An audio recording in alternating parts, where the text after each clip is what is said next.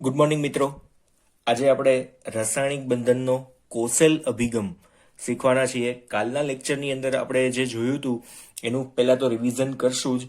Then after આપણે આજનો જે અભિગમ છે એ જોવાનો છે. થોડોક કાલના અભિગમને રિલેટેડ છે જ, ઇઝી પણ છે, પણ છતાંય પહેલાં આની શરૂઆત કરીએ એ પહેલાં આપણે કાલના લેક્ચરમાં શું જોયું હતું એનું થોડુંક નાનકડું રિવિઝન કરી નાખીએ એટલે તમે થોડાક ટ્રેક ઉપર પાછા આવી જાઓ કે કાલે આપણે શેની શરૂઆત કરી હતી. બરાબર છે. તો સૌથી પહેલા મેં તમને લોકોને શીખવાડ્યું હતું લુઈસ બિંદુ નિરૂપણ. લુઈસ બિંદુ નિરૂપણ શું છે કે ભાઈ જે તે તત્વ છે એમની બાહ્યતમ કક્ષાના ઇલેક્ટ્રોન છે એને તત્વની બાજુમાં આ રીતના આપણે ગોઠવવા. આ ગોઠવવા એને શું કહેવાય? લુઈસ બિંદુ નિરૂપણ.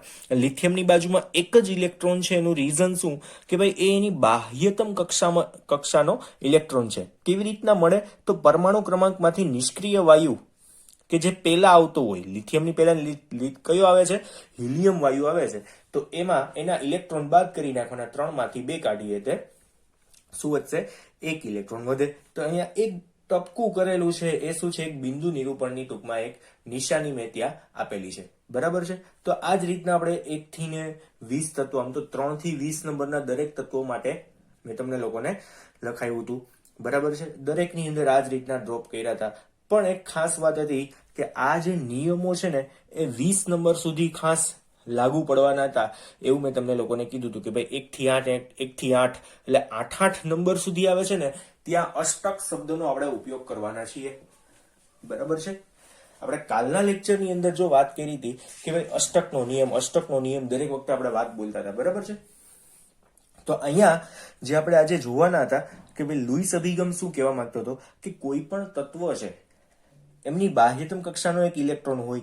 બરાબર. દાખલા તરીકે આપણે કહીએ કે ભાઈ નિષ્ક્રિય વાયુ જે પણ હતા એ બધા મેં તમને કીધું હતું કે એમાં બધામાં 8 ઇલેક્ટ્રોન સમઘનના 8 ખૂણે ગોઠવાયેલા છે. એટલે લુઈસે એવો સાદો અભિગમ આપ્યો હતો કે શું હોય કે 8 ઇલેક્ટ્રોન કર્નેલની આસપાસ સમઘનમાં 8 ખૂણે ગોઠવાયેલા હોય છે, એવું લુઈસ એવું કહેતો હતો.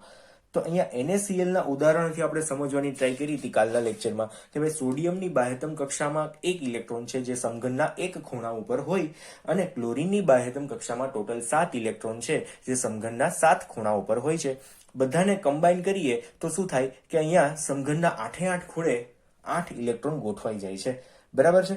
જેના લીધે આપણે એમ કહી શકીએ કે આપેલ બંધારણ છે એ કેવું થઈ ગયું? સ્થાયી થઈ ગયું. એટલે કે લુઈસે એવું કીધું કે સ્થાયી બંધારણ જો આપણે જોતું હોય તો સમઘનના 8 ખૂણે 8 ઇલેક્ટ્રોન કમ્પ્લીટલી ભરાયેલા હોવા જોઈએ. જેનાથી શું થાય કે આપેલું બંધારણ છે એ વધારે સ્થાયી છે એવું આપણે કહી શકીએ. એટલે વધુમાં વધુ 8 ઇલેક્ટ્રોન સમાઈ શકવા જોઈએ ને 8 ભરાયેલા હોવા જોઈએ. ખાલી હશે તો એની સ્થાયીતા ઓછી હોય એવું એ લોકોએ તારવેલું હતું. અને ખાસ કરીને 8 આ જે શબ્દ છે ને એ ન્યુલેન્ડના મત મુજબ તમે લોકો ચેપ્ટર નંબર 3 ની અંદર એ સમજી ગયા છો કે ભાઈ પેલા ત્રણ શું પેલા 1 થી 20 ઇલેક્ટ્રોન માટે જ આ વસ્તુ પોસિબલ થવાની છે. એનાથી પછી અથવા તો 20 પછીના જે તત્વો છે એના માટે આ વસ્તુ પોસિબલ થતી નથી. બરાબર છે. ચાલો ત્યાર પછી તો જોઈએ તો આની અંદર મેં તમને એક અલગથી વાત કરી હતી કે Cl2H2F2 ની અંદર પણ એ સ્ટેબલ જ છે, પણ એને આ નિયમ મુજબ આપણે સમજાવી શકતા નથી. એટલે આ એ લોકોની મર્યાદા છે કે અષ્ટકનો નિયમ છે એ અમુક તત્વો માટે કાં તો અમુક સંયોજનો માટે લાગુ પડે છે, દરેક સંયોજન માટે લાગુ પડતો નથી. એટલે ખાસ યાદ રાખવાનું છે. સેમ એઝ કોસેલ અભિગમ જે આજે જોવાના છીએ એ પણ અમુક તત્વો માટે જ લાગુ પડે છે, દરેક તત્વો માટે લાગુ પડશે નહીં. હું લાસ્ટમાં એક લાઈન લખી નાખીશ કે આ અભિગમ જે છે એ દરેક તત્વો માટે કાં તો દરેક સંયોજનો માટે લાગુ પડતા નથી. કેમ કે બાહ્યતમ કક્ષામાં 8 ઇલેક્ટ્રોન મેક્સિમમ હોય એવા તત્વો જે છે એ 1 થી 20 સુધીમાં જ આવશે. એનાથી પછીના તત્વોની અંદર વધારે પણ ઇલેક્ટ્રોન હોઈ શકે ખરી. બરાબર છે. એટલે એનો આપણે અહીંયા ઉપયોગ કરતા નથી. ત્યાં આ નિયમ લગાડશું નહીં. કેટલા બધા અપવાદરૂપ એવા સંયોજનો છે કે જેમાં લાગુ પડશે નહીં. બરાબર. ચાલો તો આજનો જે નિયમ છે એ કોસેલ અભિગમ એના વિશેની વાત કરીએ તો સૌથી પહેલા રાસાયણિક બંધનનો કોસેલ અભિગમ. જો 2 માર્કની અંદર ક્વેશ્ચન પૂછાય તો આપણે કેટલું લખી શકીએ એ પણ હું સાથે સાથે લખતો જાઉં છું અને સાથે સમજાવતો પણ જઈશ. બરાબર. જોઈએ સૌથી પહેલો પોઈન્ટ આની અંદર જોઈએ. આવર્ત કોષ્ટકમાં સૌથી ઊંચી વિદ્યુત ઋણતા કોની હોય મિત્રો? સમૂહ 17 ના તત્વોની હોય. વિદ્યુત ઋણતા સૌથી ઊંચી વિદ્યુત ઋણતા ધરાવતા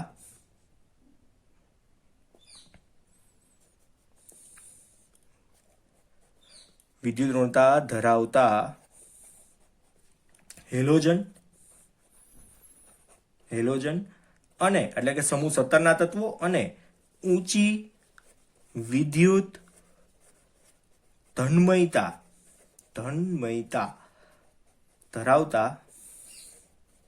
ધરાવતા આલ્કલી તત્વો, સમૂહ 1 ના તત્વો આલ્કલી ધાતુઓ શું થશે? ઉમદા વાયુથી કેવા હોય છે? અલગ કરેલ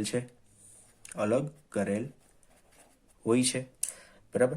એટલે અહીંયા ટૂંકમાં શું છે કે બંને અલગ અલગ ગુણ ધરાવે છે, પણ જો બંનેને આપણે ભેગા કરી દઈએ ને મિત્રો, તો એ શું થઈ જાય? એ ઉમદા વાયુ જેવી રચના ધરાવશે. એટલે કઈ રીતના? હમણાં જ સાદું એક્ઝામ્પલ ફરી પાછું NaCl નું જ લેવાના છીએ. બરાબર. તો જોતા જઈએ, 1 by 1 પોઈન્ટ્સ જ જોશું આપણે. લખીએ આની અંદર પોઈન્ટ કે હેલોજન પરમાણુ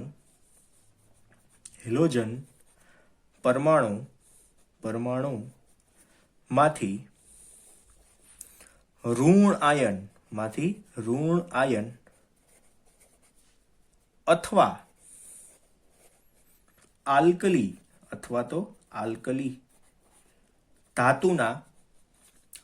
ધાતુના ધન આયન અનુક્રમે ઇલેક્ટ્રોન મેળવી અને ઇલેક્ટ્રોન ગુમાવી ને રચાય છે. બરાબર. આ તો તમને લોકોને ખ્યાલ જ છે. ફોર એક્ઝામ્પલ, દાખલા તરીકે આપણે શું લખી શકશું આની અંદર મિત્રો? તો દાખલા તરીકે આવું કહી શકાય કે હેલોજન કોણ? હેલોજન માટે આપણે એવું કંઈક લખશું કે દાખલા તરીકે ક્લોરીન છે, એક ઇલેક્ટ્રોન મેળવશે અને કેવું બની જશે? Cl minus. ઋણ આયન ઇલેક્ટ્રોન મેળવે તો કોઈ પણની ઉપર કયો ચાર્જ આવશે? ઋણ વીજભાર આવશે. બરાબર છે. સેમ એઝ આલ્કલી પાસે કોણ છે? આલ્કલી. એમાં સોડિયમ છે, એ શું કરશે? પોતાનો એક ઇલેક્ટ્રોન ગુમાવશે, તેની ઉપર કયો વીજભાર આવશે? ધન વીજભાર આવશે.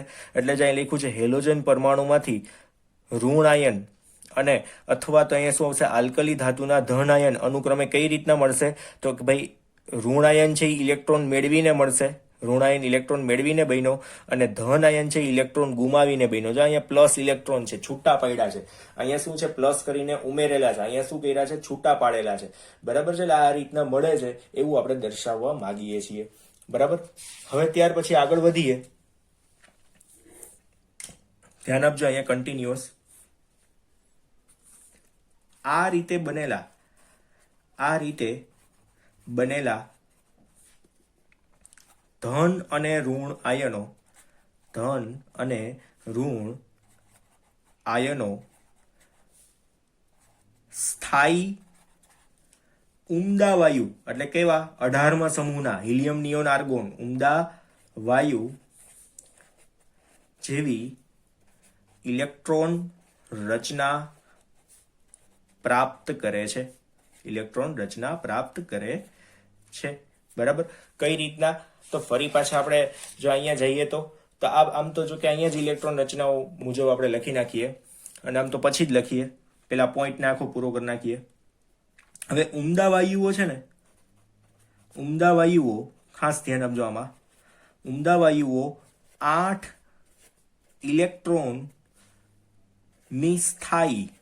ઇલેક્ટ્રોનની સ્થાયી બાહ્ય કોષ, ઇટ મીન્સ કે બાહ્યતમ કક્ષાની અંદર 8 ઇલેક્ટ્રોન રચના, ઇલેક્ટ્રોન શું હશે? NH2 NP6 આપે છે. તમને લોકોને આ તો ખ્યાલ જ છે ને કે સમૂહ 18 ના તત્વોની સામાન્ય ઇલેક્ટ્રોન રચના શું છે? NH2NP6. લગભગ તમે લોકો ચેપ્ટર નંબર 3 માં સમજી ગયા છો, બરાબર? એટલે ઉમદા વાયુઓ 8 ઇલેક્ટ્રોનની સ્થાયી બાહ્યકોષ રચના, એટલે કઈ ઇલેક્ટ્રોન રચના છે? NH2NP6. એટલે કે કોઈ પણ તત્વ છે 18મા સમૂહનું, એની બાહ્યતમ કક્ષાની ઇલેક્ટ્રોન રચના શું હશે? NH2NP6. ઇટ મીન્સ કે બાહ્યતમ કક્ષામાં મેક્સિમમ કેટલા ઇલેક્ટ્રોન હશે? 8 ઇલેક્ટ્રોન હશે, બરાબર છે? એવું કહેવા માંગે છે. તો આપણે દાખલા તરીકે જો સાબિત કરીએ, પેલા ઋણ અને ધન આયન અને ઋણ આયન વચ્ચે સ્થિર વિદ્યુતીય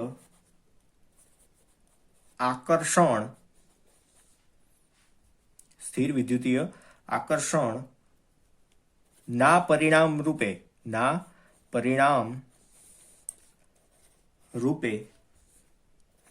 રચાતા બંધને વિદ્યુત સંયોજક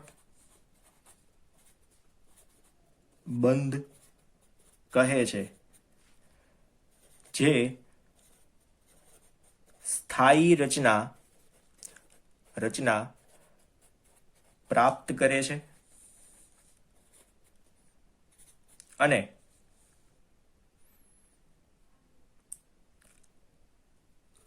ઘણા સંયોજનોમાં અષ્ટક રચના પ્રાપ્ત કરે છે. કઈ રીતના? જો અહીંયા જે વાત કરી છે ને એ શું છે કે ભાઈ ધન અને ઋણ આયનો સ્થાયી ઉમદા વાયુ જેવી ઇલેક્ટ્રોન રચના પ્રાપ્ત કરે છે. કઈ રીતના? તો હમણાં જોવાના છીએ. ઉમદા વાયુની અંદર 8 ઇલેક્ટ્રોન બાહ્યતમ કક્ષાની અંદર હોય જ છે, તો તમને લોકોને ખ્યાલ છે NH2NP6 એની રચના હોય છે, બરાબર? તો 8 ઇલેક્ટ્રોનને આપણે બતાવવાના છે, બરાબર? અને આ બંને છે એકબીજા સાથે જોડાવાનું કારણ શું? તો પ્લસ અને માઇનસ વચ્ચે એકબીજા વચ્ચે જે આકર્ષણ થાય છે એના લીધે જે બંધ બને છે એમની વચ્ચે, એને શું કહેવાય? વિદ્યુત સંયોજક બંધ આપણે કહી શકીએ. તો ખાસ એક્ઝામ્પલ જોઈએ. હવે ખાસ ધ્યાન આપજો અહીંયા. ફોર એક્ઝામ્પલ, દાખલા તરીકે સોડિયમ છે, બરાબર? સોડિયમ છે તો એની બાહ્યતમ કક્ષાની ઇલેક્ટ્રોન રચના શું મિત્રો? તો કે ભાઈ નિયોન અને 3s1 છે, બરાબર? હવે સોડિયમ છે એ એક ઇલેક્ટ્રોન ગુમાવશે. શેમાં રૂપાંતરિત થશે? ધન આયનમાં, Na પ્લસ અને એક ઇલેક્ટ્રોન એને ગુમાવ્યો. તો એની રચના જે છે ને એ મિત્રો કેવી થઈ જશે? નિયોન જેવી રચના થઈ જશે. કોના જેવી રચના? નિયોન. અથવા તો આના બદલે આપણે શું લખી શકીએ ખબર છે? નિયોનના બદલે તમે આવું લખી શકો, આર્ગોન નહીં આવે, હિલિયમ, અને કાઢી નાખું છું અહીંયા. આના બદલે આપણે શું લખી શકીએ? આના બદલે હિલિયમ, પછી શું આવશે અહીંયા? 2s2 અને 2p6, બરાબર? 2s2 2p6 આ રીતના લખી શકાય. ઇટ મીન્સ કે જો NH2NP6 સ્થાયી રચના પ્રાપ્ત થઈ ગઈ. આપણે શું જોયું હતું? NH2NP6 આપણે આવું જોયું હતું. જે ઉમદા વાયુઓ છે એની રચના કેવી? NH2NP6. n બરાબર 2 લઈએ તો 2s2 2p6 એવું આપણે કહી શકીએ ખરી. હવે એ જ વસ્તુ ક્લોરીનમાં પોસિબલ થાય છે. એ જ વસ્તુ ક્લોરીનમાં.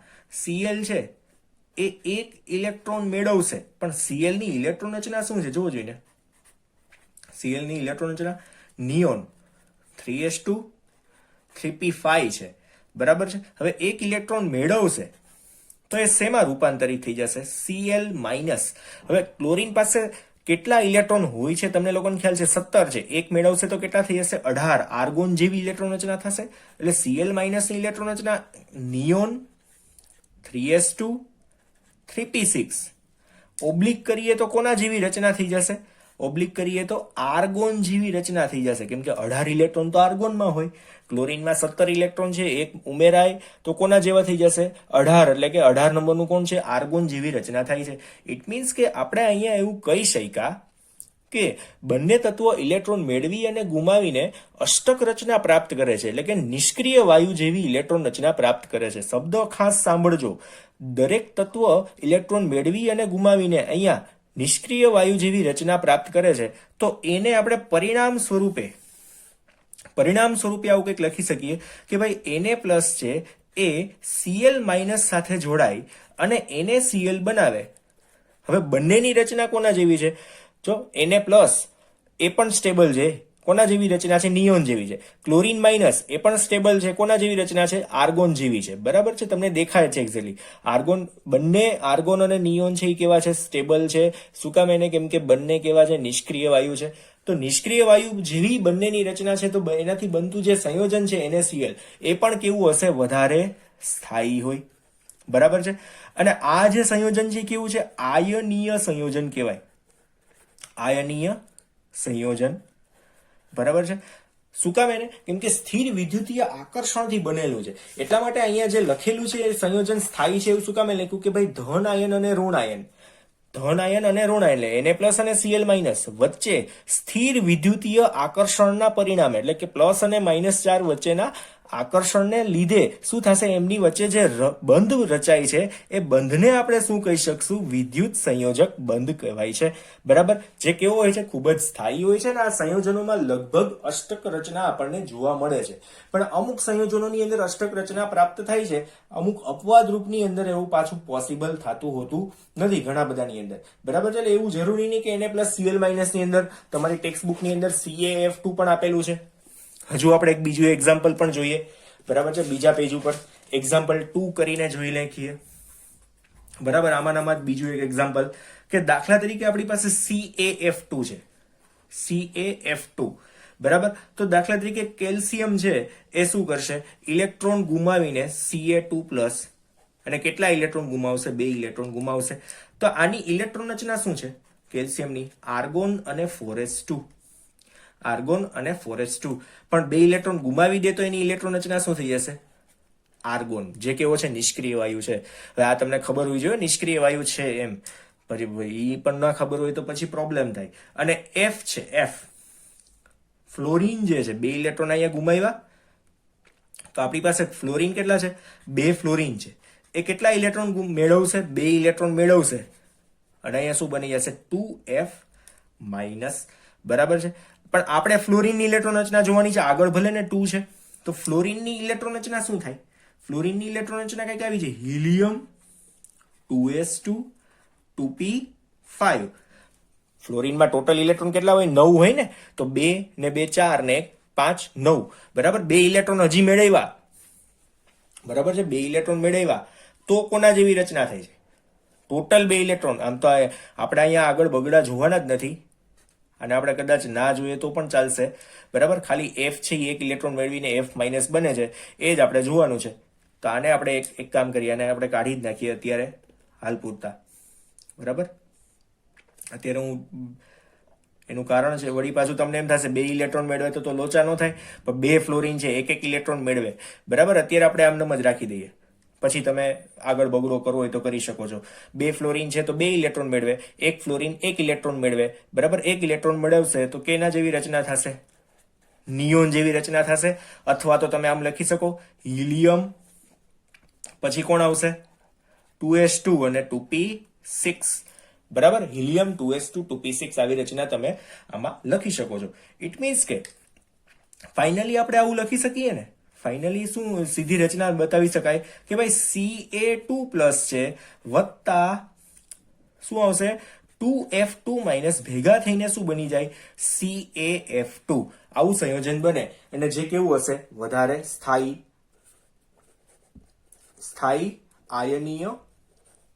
આયનીય સંયોજન. બરાબર છે?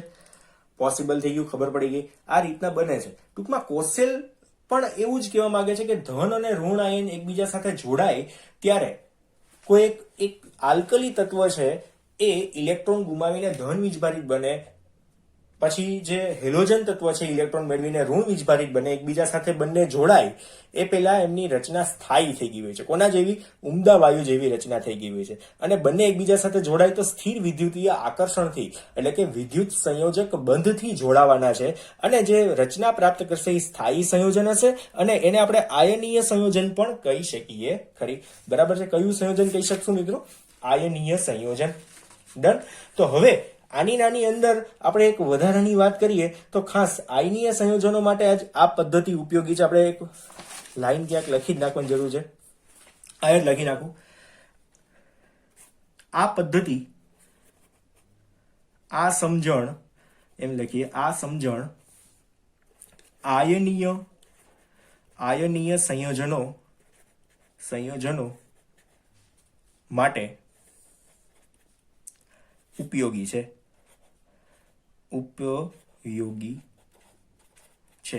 બરાબર.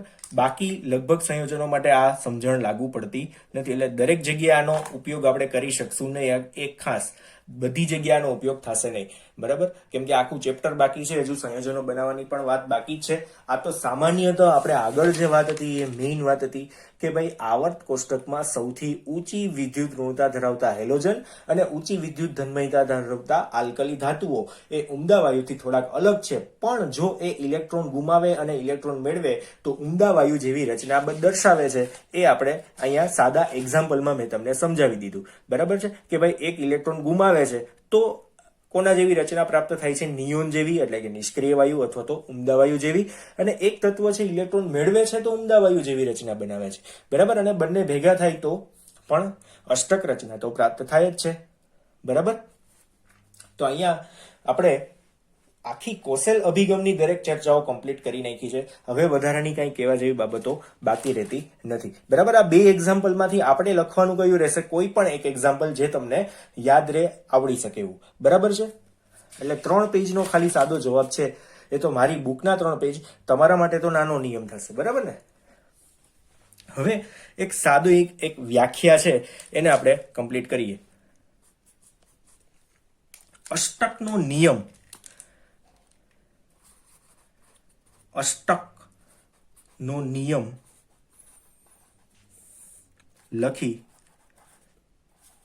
સમજાવો. અષ્ટકનો નિયમ ખરેખરમાં છે શું? સાવ એટલે સાવ સહેલો નિયમ છે. આ તો છતાંય ચલો ધ્યાન આપજો. આની અંદર જે રાસાયણિક બંધનનો, ટૂંકમાં જે રાસાયણિક, તો ધ્યાન આપજો અષ્ટકનો નિયમ શું છે ખરેખરની અંદર. તો આ નિયમ મુજબ આપણે શું લખી શકશું? પરમાણુઓ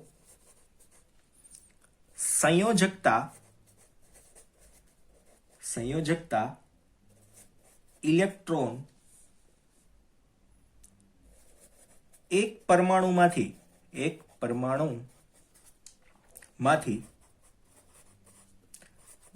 બીજા પરમાણુમાં શું કરે છે? સ્થાનાંતરણ દ્વારા અથવા તો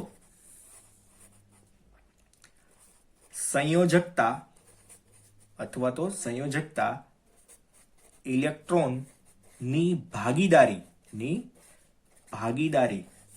કરી તેમની સંયોજકતા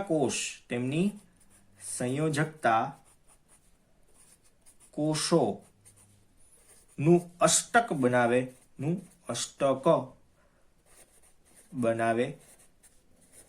છે. આને શું કહેવાય? અષ્ટકનો નિયમ કહે છે. બરાબર? સ્થાનાંતરણ તો તમને લોકો હમણાં જ જોઈ ગયા. Na+ અને Cl- ના એક્ઝામ્પલની અંદર તમે લોકો સ્થાનાંતરણ ભણી ગયા છો. બરાબર છે. અને ભાગીદારી એ આપણે હમણાં જ સહસંયોજક બંધની અંદર જોવાના છે કે કઈ રીતના ભાગીદારી થાય અને કઈ રીતના અષ્ટક રચના પ્રાપ્ત કરે. એ આના પછીનો જે ક્વેશ્ચન છે એની અંદર આપણે જોવાના છે કે સહસંયોજક બંધ કોને કહેવાય એ જોશું એટલે આપણને એક્ઝેક્ટલી ખબર પડશે. બરાબર. ભાગીદારીની અંદર ઇલેક્ટ્રોન મેળવવાના અને ગુમાવવાના નહીં આવે. એમાં શું કરવાનું છે, બાહ્યતમ કક્ષાના ઇલેક્ટ્રોન એકબીજા સાથે જોડાશે અને ભાગીદારી કરશે. અને સ્થાનાંતરણની અંદર શું થાય કે એક તત્વ ઇલેક્ટ્રોન ગુમાવે, એક તત્વ ઇલેક્ટ્રોન મેળવે અને એમની ઉપર પ્લસ અને માઇનસ ચાર્જ ભેગા થાય છે અને એકબીજા સાથે જોડાય છે. પ્લસ અને માઇનસ ચાર્જ વચ્ચેનું જે આકર્ષણ છે એ સ્થિર વિદ્યુતીય આકર્ષણ છે, જે આપણે આગળના ક્વેશ્ચનમાં જોઈ લીધું. બરાબર છે. Ca2 પ્લસ અને 2F માઇનસ અને CaF2 બને છે. CaF2 બને છે એ આ રીતના આકર્ષણથી બનેલી વાત છે, ઇલેક્ટ્રોનના સ્થાનાંતરણથી. હવે ભાગીદારીની વાત આવશે ને એમાં H2 Cl2 Br2 આવા સંયોજનો જે બને છે, હાઇડ્રોજન અને હાઇડ્રોજન એકબીજા વચ્ચે ભાગીદારીથી બંધ બનાવે તો H2 બને છે. બરાબર. તો એ છે ભાગીદારી વાળા સંયોજનો છે. એ આપણે આના પછીના સહસંયોજક બંધ વાળા પોઈન્ટની અંદર ખાસ જોવાના જ છીએ. બરાબર. પણ અષ્ટકનો નિયમ શું છે, તો અહીંયા અષ્ટક બનાવે છે ઇટ મીન્સ કે બાહ્યતમ કક્ષાના કુલ 8 ઇલેક્ટ્રોન એની અંદર જો દેખાય તો એ અષ્ટક બનાવે છે એવું આપણે કહી શકાય. આવું આપણે લુઈસના અભિગમમાં એક્ઝેક્ટલી જોઈ લીધું. બરાબર છે. લુઈસના અભિગમમાં આપણે શું જોયું હતું, ખાસ મેં તમને કીધું હતું કે સામાન્યતઃ કોઈ પણ સ્થિર સંયોજન છે એમાં અષ્ટકમાં 8 ઇલેક્ટ્રોન હોવા જોઈએ. ટૂંકમાં સમઘન એક ઇમેજિનેશન છે, સમઘન કઈ ખરેખરમાં છે જ નહીં, એક આખું ઇમેજિનેશન છે કે ભાઈ 8 ઇલેક્ટ્રોન. શું કામ એને? કેમ કે 8 ઇલેક્ટ્રોન બાહ્યતમ કક્ષામાં હોય છે, એના લીધે અહીંયા સમઘનને ટૂંકમાં ઇમેજિન કરેલું છે. કેમ કે કોઈ પણ સમઘનની અંદર શું હશે, ટોટલ 8 ખૂણા હોય, એટલે આ 8 ખૂણાના ઇમેજિનેશનથી તમને સમજાવવાની એક ટ્રાય કરેલી છે. બરાબર. એટલે વળી પાછું એમ થાય કે આ ક્યાંથી આવ્યું કેમેસ્ટ્રીમાં, તો એ માત્ર ને માત્ર એ જ છે કે બાહ્યતમ કક્ષાના ઇલેક્ટ્રોનની જે રચના જે છે એ NH2np6 એટલે કે ટોટલ 8 ઇલેક્ટ્રોન બાહ્યતમ કક્ષામાં છે, જે નિષ્ક્રિય વાયુની રચના છે એના ઉપરથી સમજાવવાની ટ્રાય કરેલી છે.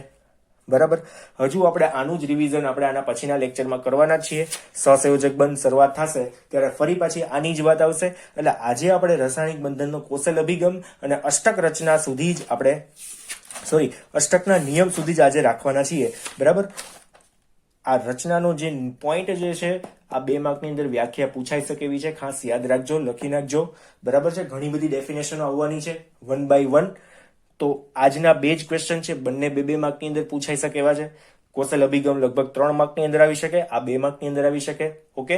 તો આજે અહીંયા સુધી રાખીએ. Thank you.